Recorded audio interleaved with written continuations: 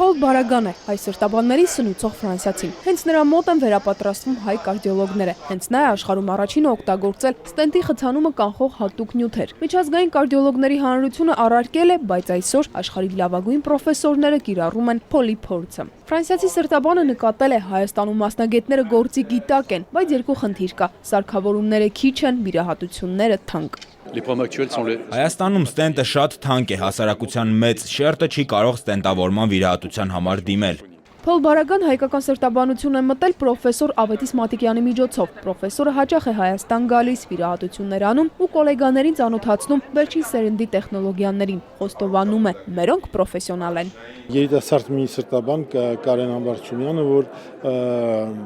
սկսել է այնքան բարդ գործողություն անել, որ նույնիսկ Փոլ Բարագան ասում է, Ավետիս ասում է դա ստեղալ նույնիսկ դժվարություն կունենային կանել։ Սրտաբանության զարգացման գործում մեծ ավանդի համար նախագահի հրամանագրով Ավետիս Մատիկյանը մխիթար հերացի մեդալ է ստանում։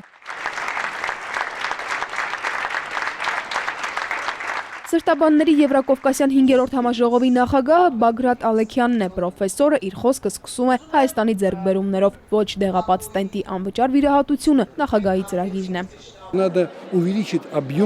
Պետք է մեծացնել կաթետրային տեխնոլոգիաների ծավալը, դա հնարավորություն է տալիս վիրահատել քիչ վնասվածքներ պատճառելով ու նույնիսկ հաջորդ օրը տուն ճանապարհել։ Պրոֆեսորի դիտարկման ոլորտում դեռ շատ խնդիրներ կան, գլխավոր բացը մանկական սրտաբանության ոլորտում է։ Աիդա Կարապետյան, Ալբերտ Գալստյան, ժամը լրատվական։